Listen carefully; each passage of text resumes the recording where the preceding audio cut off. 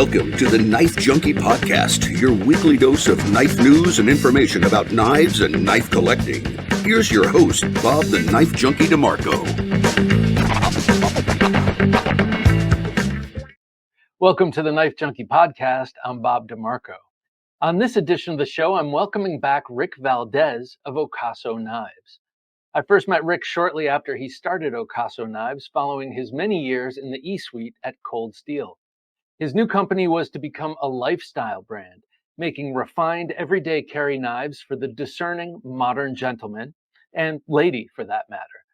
Ocaso Knives has made its name on its classy and cultivated image, on the know-how garnered from Ric's experience in the knife industry, and on the creative company it keeps, boasting regular collaborations with some of the knife world's most acclaimed makers and designers.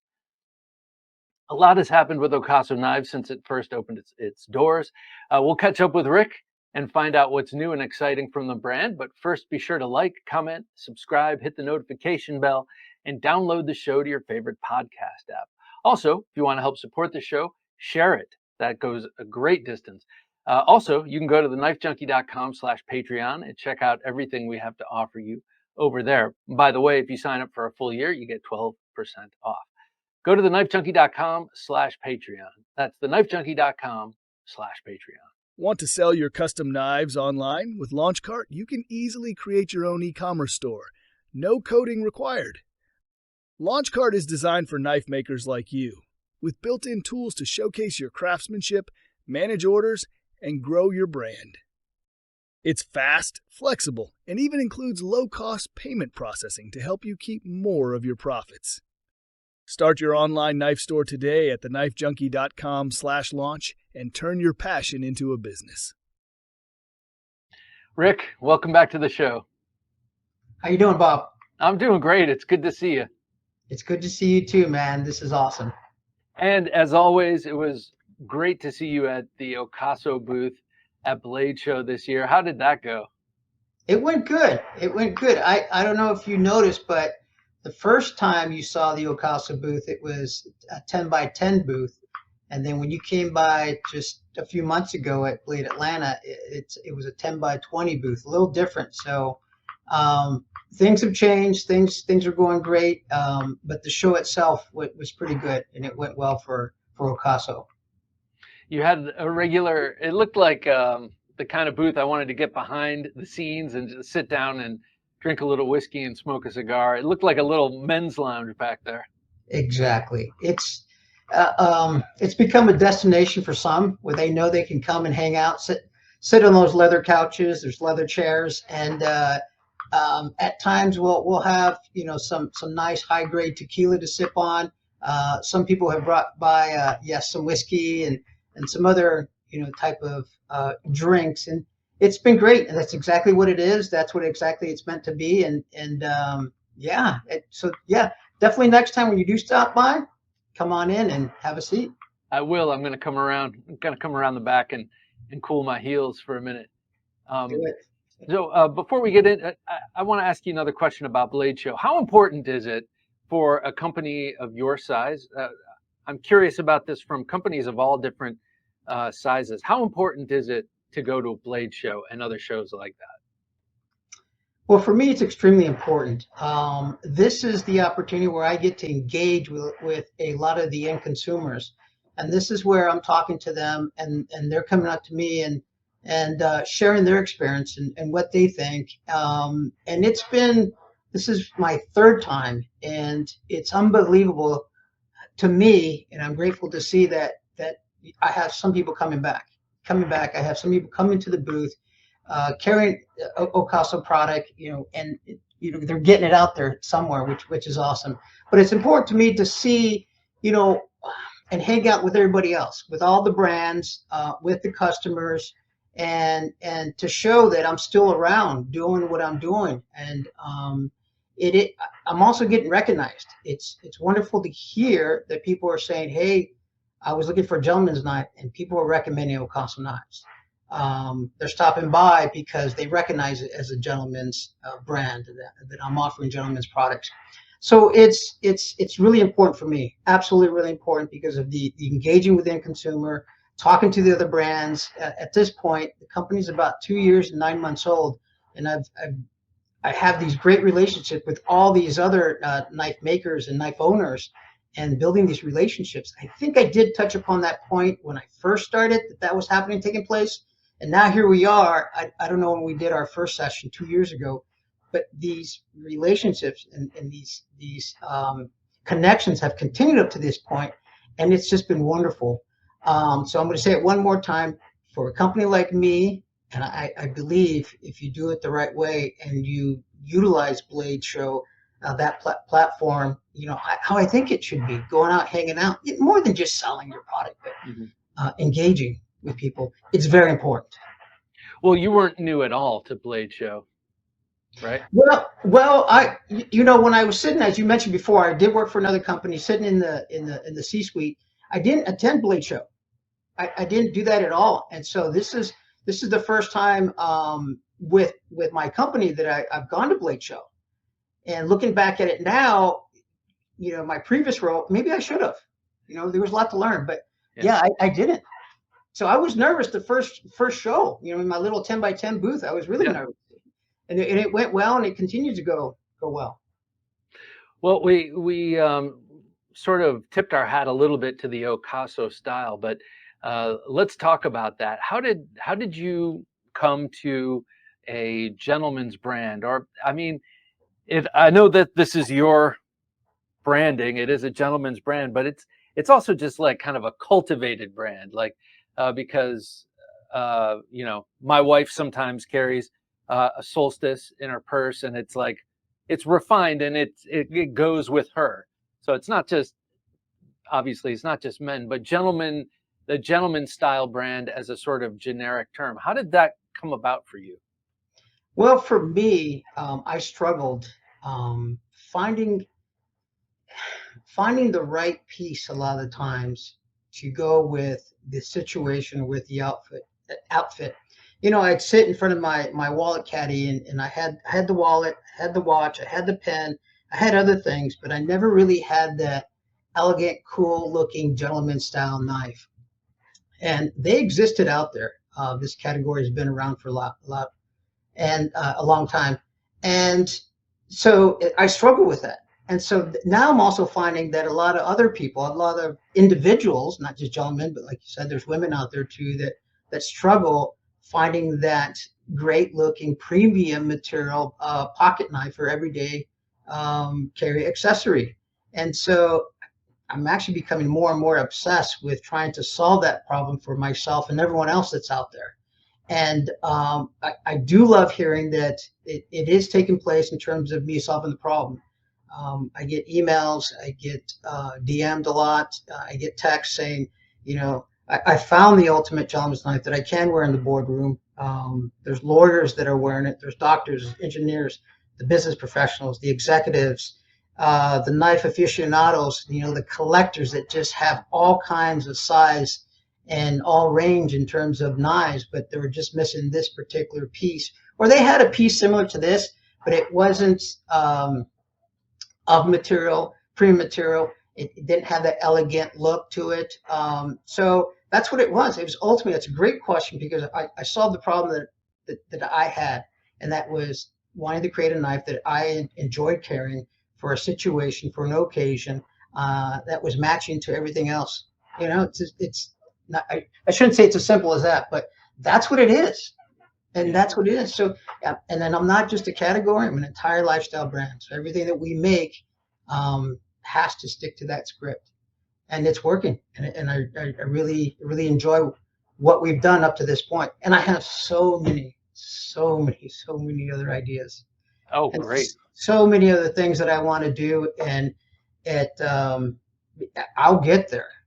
I'll get there, but I pumped the brakes. I stalled a little bit because starting the business, I've learned that it's not about speed, it's about direction.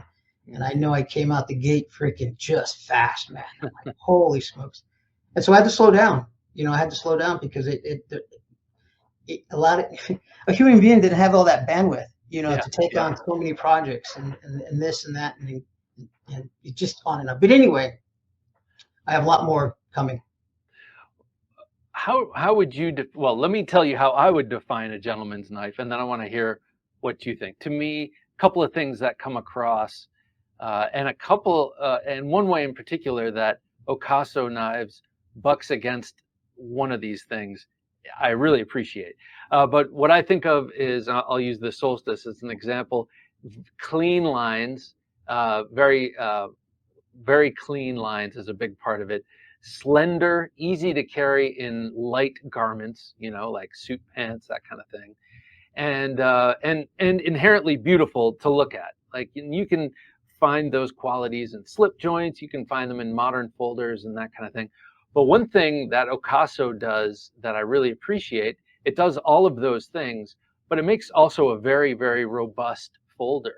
It's not just, even the super featherweight carbon fiber versions, they're very, very robust. They're not just clean and slender, but they'll go the distance. Yeah, absolutely. And of course, a lot of that comes from, Cold Steel in my previous role, and then Andrew Demco. I mean, Andrew Demco he's a designer on the Solstice, and their motto is, performance. It's got to be a knife that performs, and enough said, right? So was there a way to apply that to this type of knife, the slim knife? Yeah. Andrew wouldn't have wanted it any other way. It can't just be a good looking knife. It has to be a knife that can perform, and it does. I mean, I've got Solstices sitting in our warehouse, 2.5, 3 years old now, and they're still running, and we run them hard. We run them hard, and I'm sure that there's other torture tests that we can do. Remember, I left that. I left that space. I left that. But in terms of what a knife can do, sitting in the warehouse cutting boxes, prying this and that. I mean, they work. They truly work. It's more than just mandatory.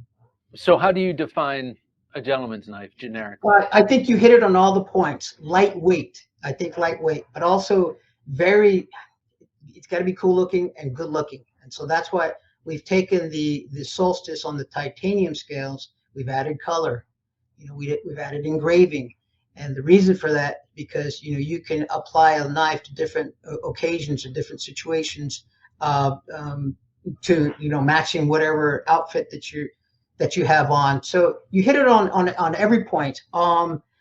Another thing too is I liked pens. Andrew knew I was a very big pen collector, so very pen-like and slim. And a lot of people said, well, it looks like this knife, it looks like that knife. Well, you know what? I've been carrying a slim knife for a long time, and this was actually the first one. Oh. Cold Steel. This was back 2004, and so Lynn Thompson always outfitted me with a lot of Cold Steel knives. But this, I believe, was the first knife that I bought right away when Lynn introduced it to the lineup. Why? Because I was drawn to that sleek, slim style knife. So yeah, I've always been into it. I mean, this is over 20 years old. So that's what I would add too. Very, very slim and sleek and pen-like. So have you always been into, for lack of a better term, gentlemanly stuff, or have you always been a knife guy, or both? That's also another great question. I've always been into gentleman stuff, but because I've been in the knife industry, I've worked that in. I've had to bring that in. And then that's the reason why I built Okaso the way I built it, because of my lifestyle, which again, I believe there's a lot of individuals out there that live this certain lifestyle too, from what I'm hearing, from what I'm seeing. So yeah, absolutely. Oh man, it just occurs to me, and I'm not a branding expert, and I'm certainly not a marketer, but when I was a kid in the 80s, I used to look at GQ magazine because, I thought when I grow up, I'm going to be the most gentlemanly gentleman out there. I'm going to shave with a straight razor every day and do all the things that Ocaso Knives in GQ. Maybe that's the next advertising place. Absolutely, coming soon. GQ and other places. I had a subscription to GQ when I was very young. And I kept those magazines for the longest time. I don't know why, but absolutely. Um, it's been wonderful what's happened to Ocaso up to this point, and all those. And Bob, I don't have to sit here and make something for everyone out there. If you don't like what I'm doing, that's fine. There's plenty of other categories, other brands, other knives that are out there, and it's all great too, right? I'm just making what I enjoy and having it relate to a lot of people out there in my situation and in my world too. And it does. It does. So, how do you find, just since we're on this topic, I want to, branding, like, it's pretty important that you get out there and that you get yourself and your company known for a certain thing. In your experience through, across all your knife world experience, how important is branding to selling something as elemental as a knife? Look, I get asked this question a lot, and I will answer like this. I'm not making a knife, I'm building a brand. Okay? That's what it is, because when you're building a brand, there's a story behind it. All right? And then when there's a story in the brand that you truly believe in, that I believe in, it will be felt. It will be seen, it will be heard, and then guess what? It's going to be supported. And that's what's happening with Ocaso. It's being supported by all these wonderful people out there, all these customers, all these repeat customers. And I got to continue to do my best to help them, and to continue to produce products or items, for the pocket, for the suit jacket, for the desk, and for the home, because I'm enjoying it, and yeah, branding is important. And there's this thing that I read a while ago that, when I'm out there, and here's another reason why Blade Show or other trade shows of that platform is important, because I want to engage with these people. I want them to see who I am, because my smile is my logo, right?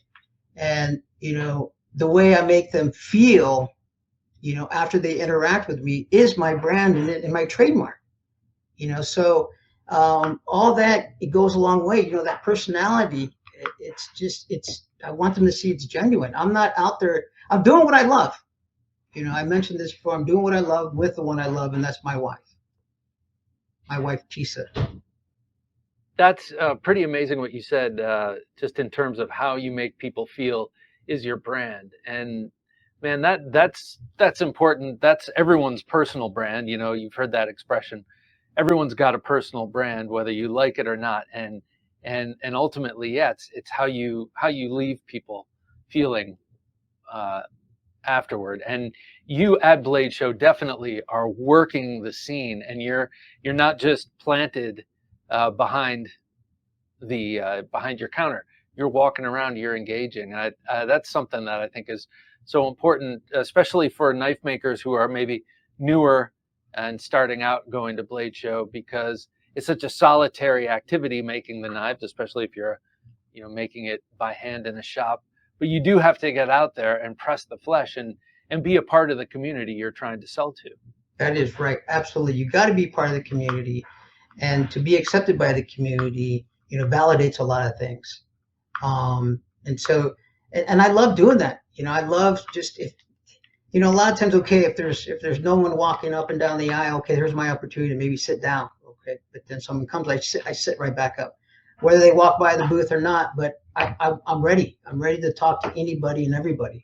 And a lot of times it's back to back, back to back, back to back. And I love that. And here's another thing too. When you go to Blade Show or other trade shows, there's so much that you take away from that, right? And it's either gaining some more, of course, customers, but also some more support, some more collaborations. Yeah. So I'm fully into collaborations and working with other companies. You've seen the partnership with Andrew Demco. I was designing with Andrew, and I've always been talking to him. You got to become a partner. Let's take this to the next level. Let's have you be part of this. And then that was the huge announcement at Bleed Atlanta, right, where he's now a partner, and we have a Ocaso Demco knife being produced by him out of Pennsylvania, coming in a few months, and we're really excited about that. I've formed a great relationship with Connor Tour, Oh, another SoCal guy that's just 3.5, 4 hours down the highway. I've gone down to see him a couple of times, and there's something in the works there. And we'll be announcing something here very soon. But I mean, he's a great guy. He's very young. He's really just intelligent, smart. What he's done in terms of his brand, I think it's great. And then the big idea design guys, I love working with them. There's a little collaboration on a pen that I have. And then just on and on. I mean, there's other things in the works that again, you have to really watch what you take on, right? Because you always want to make sure that things don't get a little out of hand, because then things start unraveling. And one thing what I don't want to unravel is continue to run this company where I can continue to service the customer the best that I can. I try to answer the emails as quickly as possible, answer all the phones. People are blown away that they're calling on a Saturday afternoon and I'm picking up, and I'm helping them with their question or the request. That I'm replying to their emails on a Sunday night, on a Friday night. So anyway, it's just, you have to be careful because there's all sides of the business that needs tending to. So. Yeah. Collaboration in any creative field is totally essential. I know it is in my field.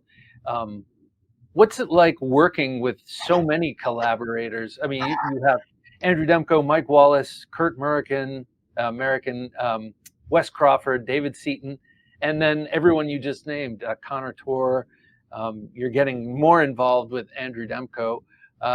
What's that like, having so many different creative balls in the air like that? It's hard. It's hard. And, I do feel bad because there's others, on hold right now, because there is so much. And I remember when I first started the company, and I did touch upon this before, that it's not about speed, it's about direction, and focusing on making sure everything is right. You're going down the right path.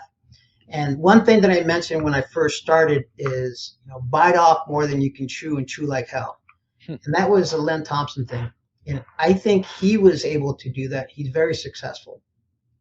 So when he sold the company and then I started my company, I was still riding off a high off of cold steel and what I did close to 20 years over there. And so I think that's why I started the company the way I did. But he had resources, he had people, he had teams, and all this other stuff, and I didn't, right? So it wasn't fair for me to say. So I realize now, and I take that back, that no, for me, I couldn't bite off more than I can chew and chew like hell, okay? Because then you're not giving everything the attention that it needs, everyone the attention that it needs. And so it's hard, but you just got to focus, you got to manage, you got to prioritize, and stay in tune and be honest. Be honest with some of these people. We got to hold off, or we got to wait, or this and that. But it's hard, but it's manageable if you stay focused and that you don't put too many things on your plate. Yeah. Well, you just alluded to a new something happening with Andrew Demco. Can you tell us at all anything about that? Yeah, absolutely. I feel bad because I don't have the actual prototype here. The prototype was sent off because I'm working on other things with the knife, and this particular part of the project needed the sample. So I don't have the sample, but it's an American-made folding knife, magna cut, high-grade titanium scales with the shark lock, and no fin on it. So it's going to have some of his elements and definitely the Okaso elements in the branding on it. The diamond pivot, the wraparound deep carry pocket clip, and it was pretty sweet. I mean, the prototype I had at Blade Show was the first time I had held it in my hand and seen it in person. And it was handmade by Andrew. This guy is so incredible, and he did such a great job in showing off to everybody. Everyone liked it and loved it. So, but what's in the works right now is the actual. I think he's already cut out the titanium scales. The parts are being finalized right now, But that's what it is. I mean, it's an actual knife category. It's the first of many. So a shark lock without the fin, that's the disengaging. Right. Interesting. So now I'm thinking of it like very low profile with jimping, maybe, that you engage it, or I don't know. We'll find out, I guess, huh? Yeah, it's out there. I mean, if you Google Blade Show Demco Okaso partnership, I'm sure it'll come up because there was a lot of individuals that did filming, that did interviews. It's out there, so you'll see it. Okay. So I feel bad. Again, I don't have it because Man, no, it's being used right now. That's exciting, and it will it'll garner even more interest. So let's take a look at some of your knives. I know you've got some in front of you, and I know you have something very exciting that's brand new out. Let's start with that. All right, we talking about the Lucent? Yeah. Okay, so the Lucent, which is our automatic knife, it's a Solstice-inspired body frame, and let's see. So here it is, a high-grade aluminum scale, and it's got that wraparound deep carry pocket clip, and then it's got the diamond icon, which is not a pivot, but it's in there, right? You see that? Yeah. And it's a harpoon, because everyone loves the harpoon on the Solstice M390, and the OEM is Bestech. Oh yeah, sweet. I love Bestech knives. They do such a great job. And of course, we have the Cali Legal 1.9 inches. 1.9. That's a cute. The Cali Legal one is sweet. It's like a sweet little knife. Kind of ridiculous knife laws you got out there, but you know, hey, that's the water you're swimming in. Hold up the large Lucent for a second. Let's take a look at that blade. Wow, that is really cool. Now I saw this on Melissa Backwoods. I saw she had one of these, and she did, and she also had the black versions as well. So the Lucent Silver has dropped. A few left on the site, and the black versions are going to be available in about 2 to 3 weeks. They're on the way, actually. The black versions that you saw in her videos. Right. So what is the reception been from your regular fans about this? They like it. It's just amazing to see. I've been waiting for this for a long time. Boom. I mean, the launch. I find, I'm not one that. This is the first time where I announce, okay, it's coming. It's coming on this day, at this time. I know that exists out there, a drop, right? And a lot of people are successful. My experience is you bring the shipment in and you fill your wagon up and then you sell. But, we decided to try it, say, hey, okay, these are coming in, it's going to be on this day and around this time, and we loaded it up. So I was put on a schedule, right? It's like, okay, let's put these on now. But no, we did it this way. And it was great. It was neat. It's like, okay, now I see why everyone does this or takes this approach, because it's pretty darn neat. So it went really well. And I don't know what it did, but in terms of having an OTF in the lineup now, I mean, our followers shot up, our catalog request went up, everything just went up. I think this is a nice category for me to have, but then also have it to relate to it being, a gentleman's, a more slimmer, sleek style knife. Yeah, because kind of classically, we think of automatic knives. We think of out the side Italian stilettos that hoodlums in the 50s carried, or we think of very tactical, like Microtech kind of knives that are awesome. Yeah. Don't get me wrong, I love them, but they are not necessarily right for the boardroom. But this scratches that itch. That is right. It's just like, I wonder, oh shit, I'm going to come out with a gentleman style OTF, and here it is. And this particular diamond pattern milling on the on the handle is just to start. I wanted it to match my favorite pen. This is my Mont Blanc, to kind of match this. But you know, a little bit of a departure, but I still like it. But I have other designs already in the works right now, because I want to keep going on this category. So other out the front or other automatic knives in the nice. Oh yeah, absolutely. Have you always been a automatic kind of guy? So you just said like the little stiletto, the Italian stiletto, Yeah. right? So that's another one that I've had. I think. Oh, it's right here. Shit. Look at this guy. Right here. I think I've had this. I got this when I was 12 or 13 years old. That's awesome.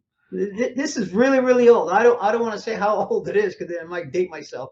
So how old I am. But I mean, yeah, here you go. It's exactly what you. Swing guard stiletto from the old days, and now your new thing. How cool is that? But I got this in Mexico because I was born in Texas, and you can go across the border to go shopping and do things like that. And as a little kid, I bought this because you can just walk up and buy it. Yeah. My mom caught it that I had it, and she kept it for years and years and years, and I didn't get it back until I was older, I think a teenager. But I still have it in my life. Wow. Two important pieces. Oh, yeah. And they look similar, too. Yeah, they do. Beautiful.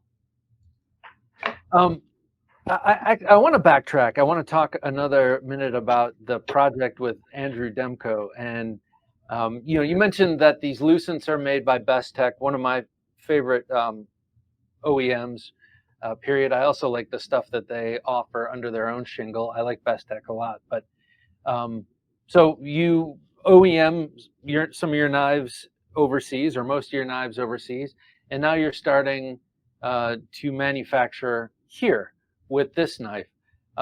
What kind of differences do you see?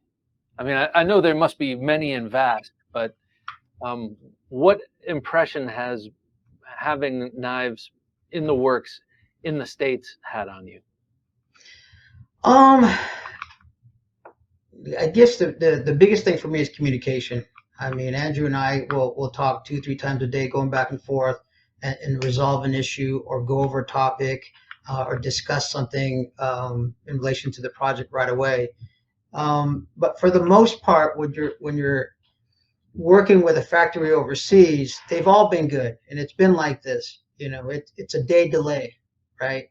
Where you send an email, you got to wait till the next day. But a lot of times, for me to shorten it, I'll stay up till freaking midnight, send an email, and start talking to them because it's their morning there. But that's been the biggest difference. Other than that, the process is all the same, right? You got to go through the steps in terms of designs, the lead times, and this and this and this and that. Some people will carry material and have all the material in place, so lead time on delivery can be shorter versus someone that doesn't have that model in place. Some of the bigger factories will have all the, okay, well, we got that steel, we got that material, we got that. So minor differences, but yeah, it's not keeping all your eggs in one basket. I got Taiwan, I've got Italy.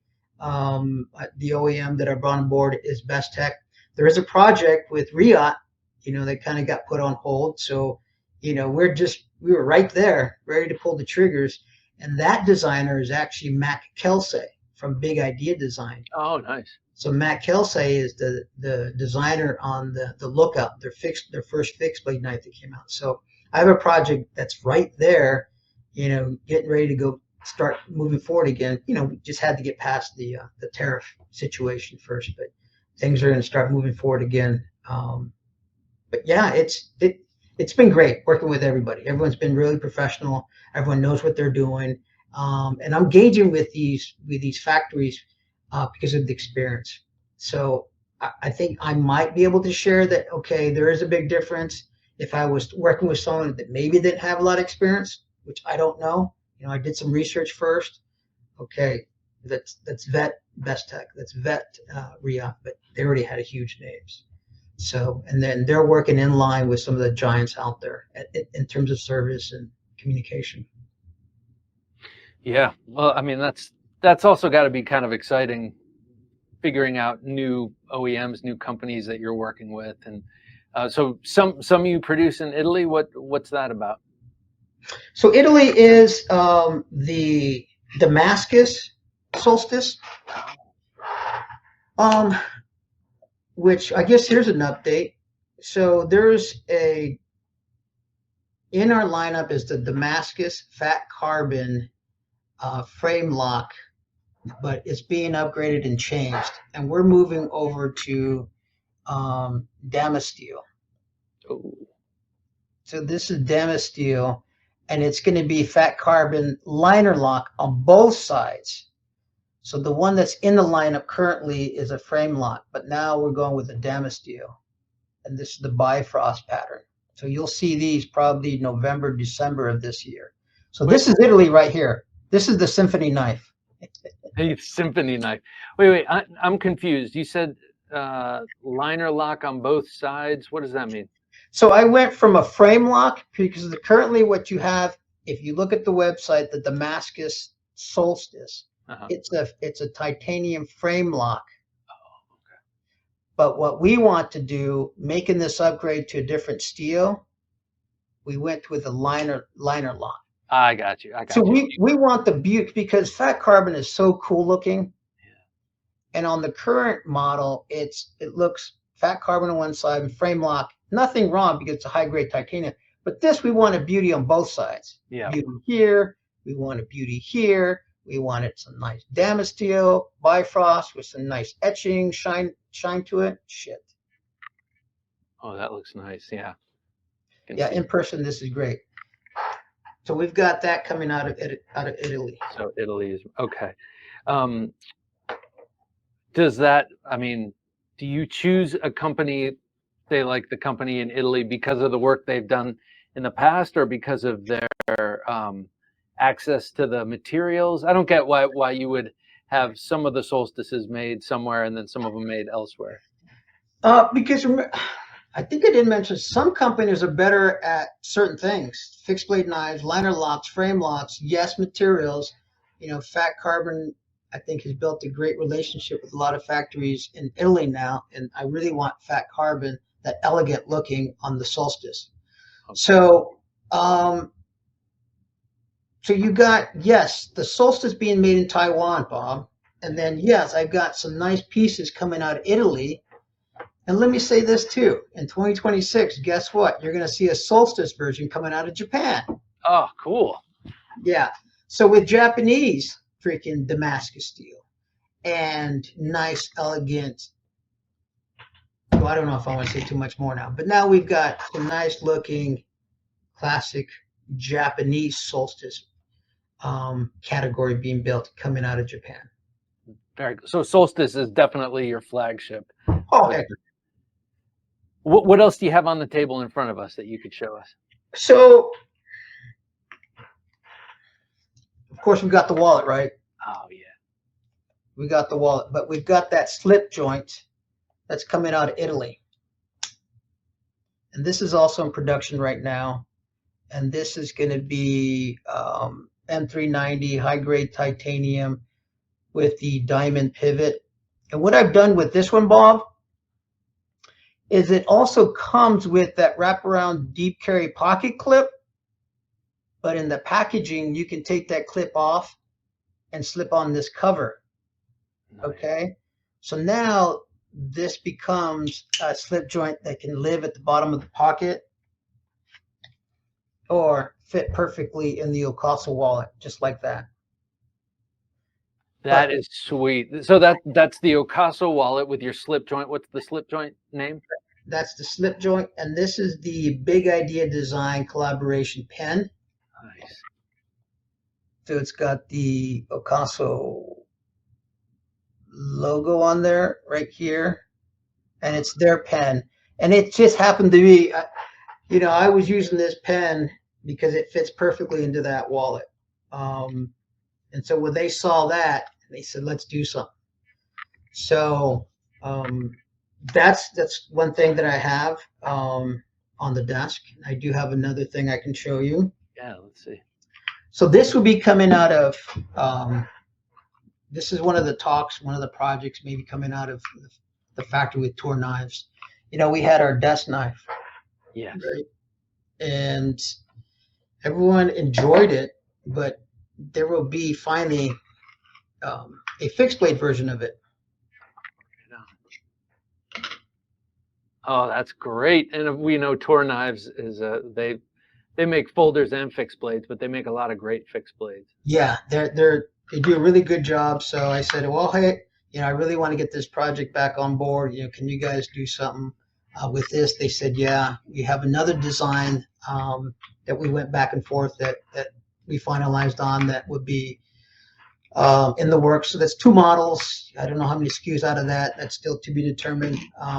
But that's what I have. And this is just such a great lightweight. Yeah. And I'm going to be telling everybody that now this is something that you can wear in your suit jacket. Hey gentlemen, or hey individual, or hey professionals. It's okay to carry a fixed blade now into the office. Yes, it is. I've been acclimatizing my office for about 15 years to fixed blade carry, and I'm almost there. But yeah, I mean that's a huge trend right now, and maybe trend isn't even giving it proper due, because trends always kind of go. This one seems like one to stay. It's like people have figured out, yes, we can carry fixed blades without having a Crocodile Dundee knife on the belt. It can be in our front pocket like we're already used to with modern folders, but you can have fixed blades. And I love to see that Okaso is occupying that space, because it's fertile ground, and it also seems like right up your alley. And that's a mistake I made when we talked last, is that I wanted to just kind of be in the pocket on the desk or at the home. And I said, I don't know if I'm going to be making any fixed blades. And so here, what was I thinking saying that, right? And we're able to do it. A nice gentleman. It's going to be very good looking. I don't know what materials exactly, but if this thing just looks sweet, cool looking, and it's, yeah. So you got to watch what you say, just be careful, don't. But here I am coming out with fixed blade now. Oh, I love it. Actually, hold that Tour prototype up next to the desk knives, and remind people of the desk knives and that whole design. So the desk knife came. It's a piece. It's a very cool, elegant piece that sits on your desk, shelf, table. Because a lot of people say, "Oh, I don't have a desk." I know you have a table. Well, it's messy. Well, I know you have a shelf. So that sits there and looks cool. So I have an appreciation for cool things sitting on the desk or the area, right? I feel like I have a really cool deskscape here. And this is one of the things that sits on there, but it's 2 pieces that comes apart. It's held by magnets. And then once you take it apart, it becomes the ideal thickness for a letter opener, a package opener, a box cutter, or whatever. And it comes in 2 different pieces. Then you can also just do some snipping. They can be scissors. Yeah. But that wasn't the main thing. It was just a cool little piece that you could take apart if you're lefty or righty and enjoy cutting open your letters or your boxes. And this is a Wes Crawford collaboration. And it comes in Warncliffe and then Spear Point.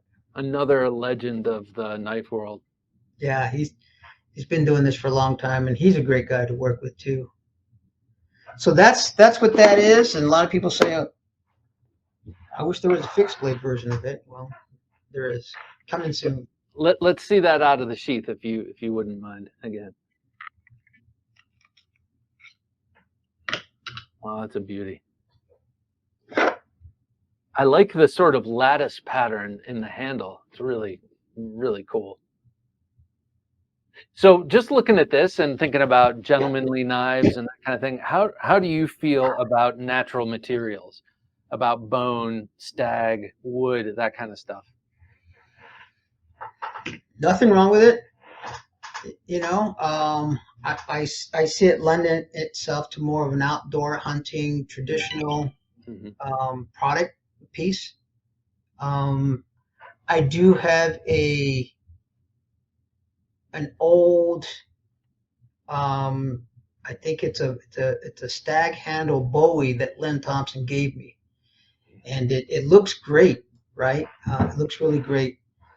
But they're fine. I mean, why are you asking, Bob? What's Oh, going I'm only asking because I love them, and I love them on modern knives. Yeah. So this with bone or stag or something, that's just selfish, purely selfish self-interest. Well, it could, down the road. I didn't think I was going to do any camo on the Solstice, but out comes this grunge camo that's very popular right now. That I'm doing for a specific group of retailers, right? So these guys are outdoor guys, gun guys, and I did some grunge camo. Oh, cool. I'm not sure I know what grunge camo is. Yeah, supposedly it's the hip, cool camo looking that exists nowadays. That's out there on streetwear, sportswear, gym wear. It goes away from the mossy oak, the traditional style camo that's out there. It's more hip, it's more cool. So I built a lot of these for this trade show that's built with these members. And so, I mean, look, there's camo on it. We did the topo, right? I mean, there's an outdoorsman or a weekend seeker, in every person out there. So Way of Knife sent me this, and they said, "What about this?" And I didn't think it would work, but the sample they sent me, and I work with Way of Knife, out of Michigan a lot, and they do a lot of the work, the anodizing. And this sat on my desk for a while, and I grew to like it. I added to the lineup, and it's been doing really well. So that's not a bad idea, Bob. And so when you ask me about why so many factories, well, look, you've got Taiwan that can do the titanium high grade. You got the Italians that can do the fat carbon. You got the Japanese that can do the nice classical, the wood, dark wood look. Is there a factory that can do the jig or the bone? To be determined. We'll see. Possibilities are endless, Rick. But yeah, I mean, and I'm telling you too, sometimes it hurts my brain that I have so many ideas. It's like, oh God. Well, okay. So what are some of let us in the door a little bit. What are some of the high flying ideas that you're not even close to yet? Just many more designs. Okay. Many more freaking designs that I want to come out with. I touched upon this when we first talked before. I mean, I would love, because I like watches, I would love to add a nice, cool watch that matches the knives. I love pens. I love Mont Blanc. So maybe a nice, pen added to the lineup. Yeah. When I open up my first showroom, I want it to be a destination. I want it to be a men's lounge. I want you to be able to come in, and of course the main focus is going to be knives or whatever. But there's going to be all these other little things that you can enjoy. Maybe some apparel, maybe some bags. I have I don't know why. I have a shitload of bags that I don't even use, but I see a bag that I like. Leather bags and this and that, and things like that, Bob. But that's just down the road, right? Yeah. Well, that's a lucky position for someone like yourself to be in. Someone who owns a great knife company, but also has interest in adjacent items. Knife guys love watches on the whole, love pens on the whole, and then there are all these other kind of things that guys like us get into. Some people love leather and those kind of things. So I mean, it's a great position to have put yourself in, where you can fill out and create all these things that are your interest, because you also know that many knife people, knife collectors, are also interested in these kind of things. Yeah, and again, it's all the very gentleman-like type stuff, right? If you will. Yeah. And guess what happens too is that that here I am creating this brand and talking to these maybe business professionals that didn't know that you could carry a knife, right? Well, you can carry an Ocaso. You have all these other individuals that didn't know that this community existed, but now they do, right?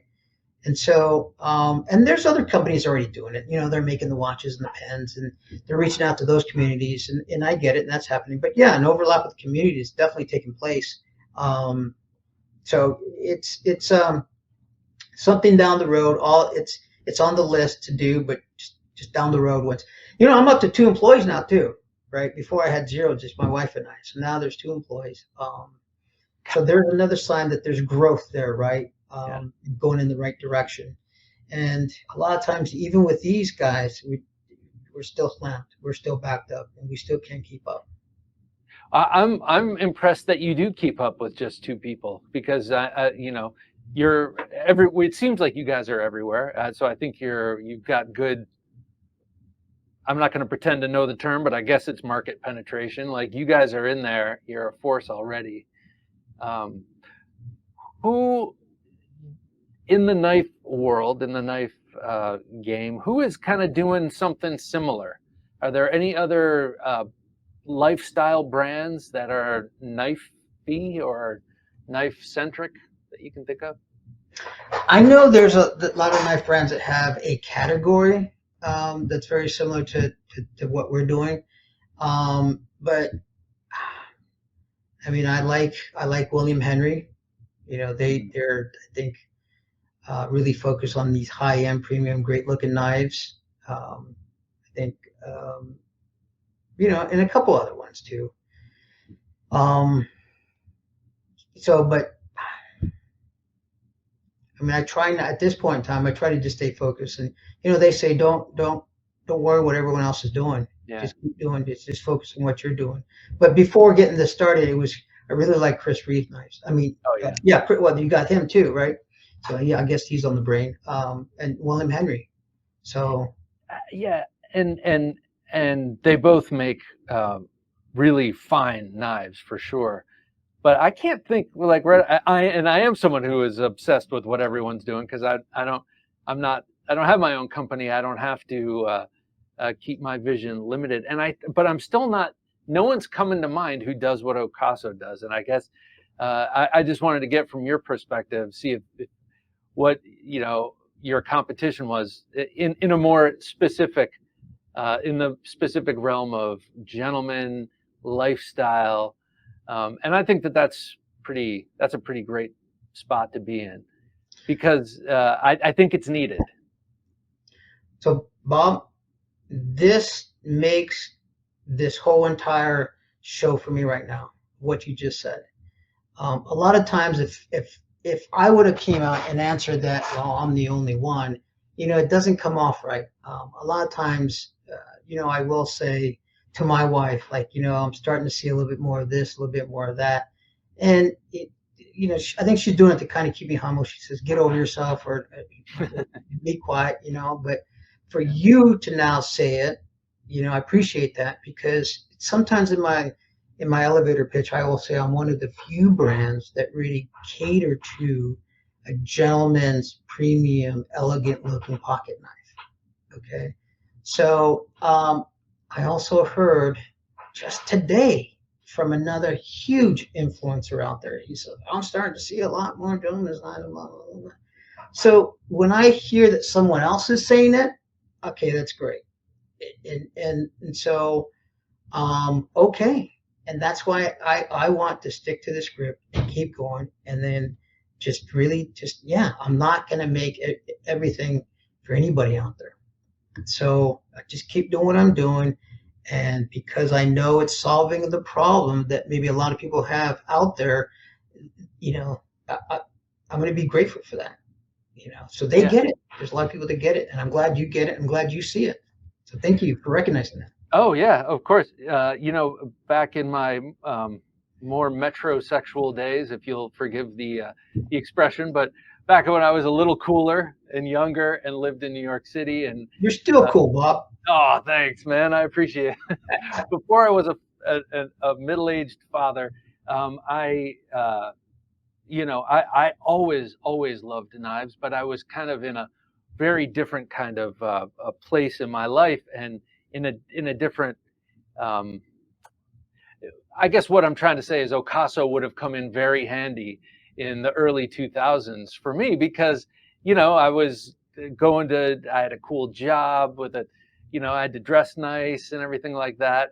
But I still loved knives, and I thought it was cool that I was the person I was, but still liked knives, and so, especially in the knife world, which can tend to be not that much, but it can tend to be a little macho in terms of like, this is your high speed, low drag, tactical, you know, fighting knife. And that's the kind of stuff I love, believe me, but it's not always appropriate. But knives are always appropriate. Yes, yes, yes. I think that's awesome. That's great to hear that. And but you're right. It's like now, and that's another thing too. Once someone who wasn't into knives and didn't carry a knife, once they start carrying a knife, guess what? They leave the house without the knife, and now they're freaking out. Right? It just becomes this little part of your wardrobe, part of your routine of like putting on your watch and your pen and your wallet. I just need my, and that happens to me too. Even if I go on a freaking walk, I have to have a knife in my pocket because if I don't, I feel weird. I feel off. It's just off. Yeah. It just is. Yeah, it's like walking out the door without your pants. So it's like the dream you have where you wake up or you're on stage playing piano with no pants. You're like, I don't play piano. Why am I not wearing? It's the same thing, walking out without a knife. All right. So you mentioned it's you, your wife, and 2 employees.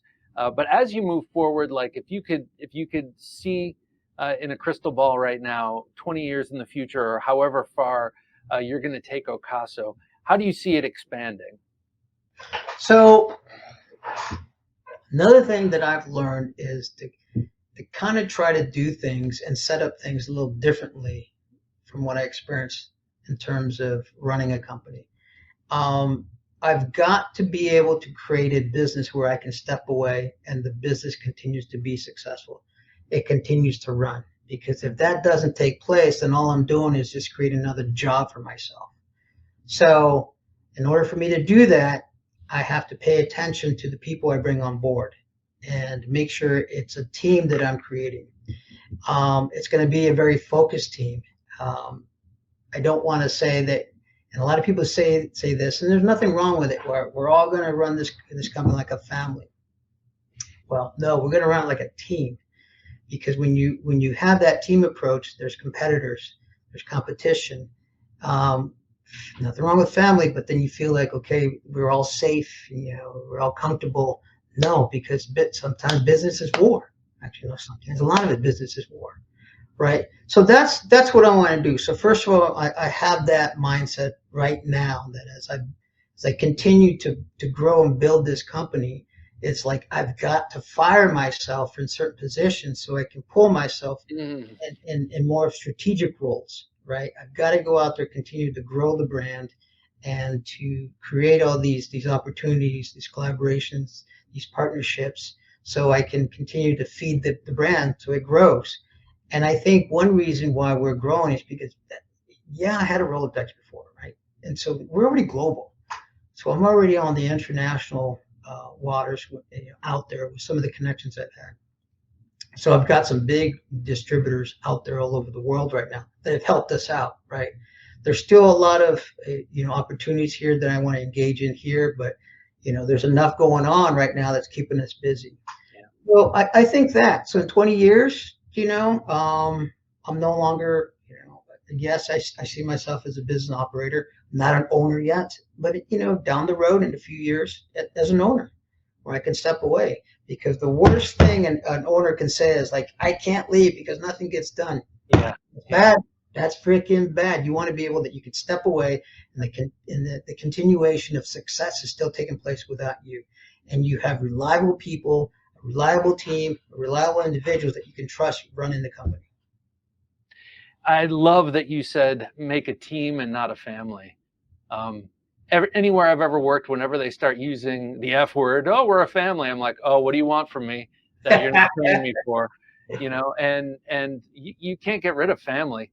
You can fire employees, so I love that you say team. Yeah, so well anyway, that's my insight. I can't wait to see the team you build. I think what you're doing is awesome, and Thank you. yeah, thank you so much for coming on the podcast again and talking about it. I think this stuff is awesome, and I'm really excited to check out the Lucent, and also to see that this, well, all the projects you mentioned, but especially this Demco collaboration coming out of PA. It's awesome what you're doing, and best of luck to you over the next year. Thank you so much. It was great, talking to you. It was great seeing you at Blade Show too. Man, you were just everywhere. I mean, everywhere I went, you were there. And That's right. So many people. It's just like, oh, there's Bob again. How you doing, Bob? So Yeah. you're the things that you say, and coming from you, that means a lot, and it goes a lot because you're in tune with the industry, the market, with communities out there. So thank you.